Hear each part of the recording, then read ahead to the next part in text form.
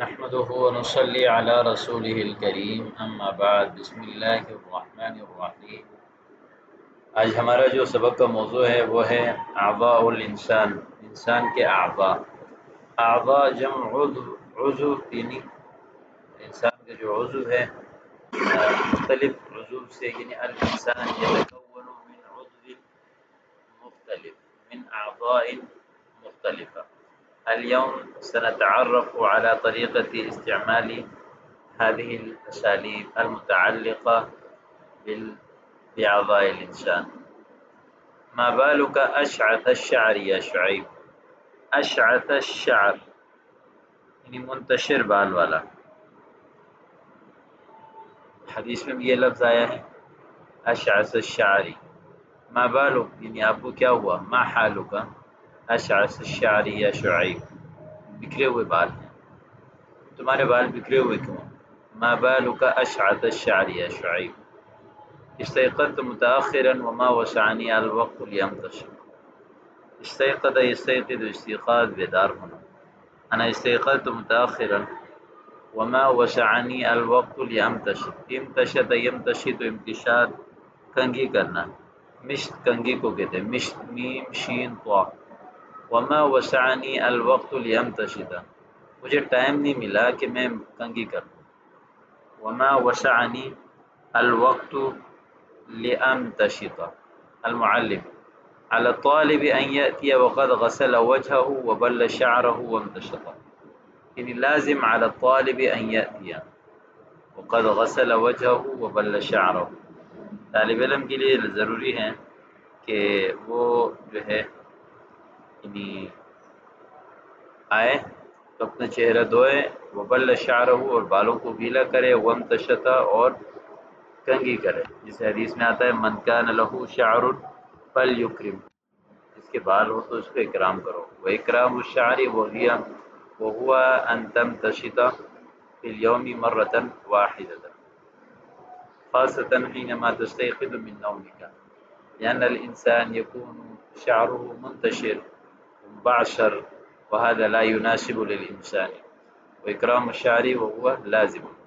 عفوا يا أستاذ، هذا الطالب ولم يفرك عينيه، هذا الطالب لم يفرك عينيه، لم يدلك لم يحك عينيه، یعنی اپنی آنکھوں کو صاف نہیں کیا، لم يفرك عينيه۔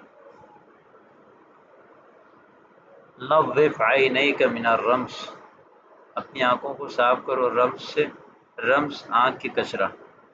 وانفک من المخاط، اور ناک کو جو ہے وہ صاف کرو، مخاط ناک کے کچرے کو کہتے ہیں۔ واذنیک من السمالخ، اور کان کو صاف کرو سمالخ سے، آنکھ کا جو کچرا ہے اس کو رمش۔ نظف عینیک من الرمش وانفک من المخاط واذنیک من السمالخ یا ولد۔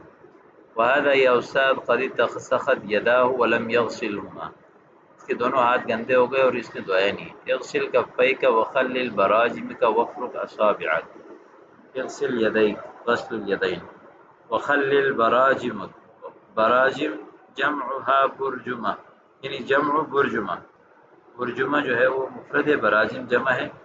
مفصل الاصابع، انگلیوں کی جو جوڑ ہے اس کو کہتے ہیں، یعنی اپنے براجم کے خلال کرو، اور وفرق اصابع کا، اور اپنی انگلیوں کو پرچھو، اچھی طرح دھو لو۔ انظر الى هذا یا معلم ما اطول اظفارہ، اس کو دیکھیں اس کے کتنے بڑے ناخن ہیں۔ ما اطول اظفارہ، علیک ان تقلم اظفارک بمقلمۃ الاظفار ولا تدعها تطول، لازمی ہے کہ آپ اپنے ناخن کاٹے، مقلمۃ الاظفار ناخن کٹر سے، ولا تدعها تطول اور اس کو لمبی ہونے نہ دے، ولا تترکها تطول۔ جمل حول الموضوع، اسی موضوع پر کچھ مزید جملے ہیں۔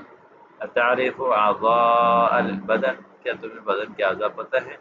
نعم وبلا شک، اعضاء البدن وہی الرأس سر، والرقبہ والصدر والظہر پیٹھ، والیدان ہاتھ، وكذلك والبطن والرجلان۔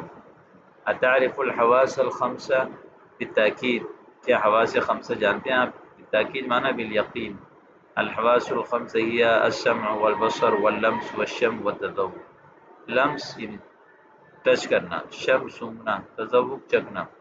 وما ہی اجزاء الرأس، اور سر کے حصے کیا کیا ہیں؟ اجزاء الرأس کالآتی، الجمجمہ کھوپڑی، وفی داخلها الدماغ، اس کے اندر دماغ ہے، والاذنان والعینان والجبہہ والحاجبان والانف والخدان والشفتان، حاجب رخسار، انف ناک، والخدان، حاجب جو ہے نا اس کو کہتے ہیں، کیا کہتے ہیں، آنکھ کے اوپر جو ہوتا ہے وہ ہے خدان رخسار، والشفتان ہونٹ۔ وما ہی اجزاء الید، اجزاء الید الکف، پہلے ہتھیلی، ثم الرسغ، ثم الساعد، ثم المرفق، ثم العضد، ثم الکتف۔ پہلے کف ہوتا ہے، رسغ جو ہے نا یہ جو ہاتھ جہاں تک دھوتے ہیں نا، یہ آپ نے فقہ کی کتاب میں پڑھا ہوگا، غسل الیدین الی الرسغ، یہ رسغ کو کہتے ہیں۔ ثم الساعد، پھر بازو، ثم المرفق، پھر کوہنی، ثم العضد، پھر جو ہے یہ کلائی بوڈی والا، ثم الکتف، پھر کندھا۔ اللہ کا ان تذکر اجزاء الرجل، کیا آپ پاؤں کے اجزاء بتا سکتے ہیں؟ بالتاکید اجزاء الرجل کالآتی، القدم والکعب والساق والرکبہ، یہ گھٹنا، والفخذ ران۔ سمعنا عن احشاء البطن ولم نعرف ما هي، سمعنا عن احشاء البطن، پیٹ کے اندر کے حصے کے بارے میں ہم نے سنا، تو ولم نعرف، لیکن ہمیں نہیں پتہ کیا ہے وہ۔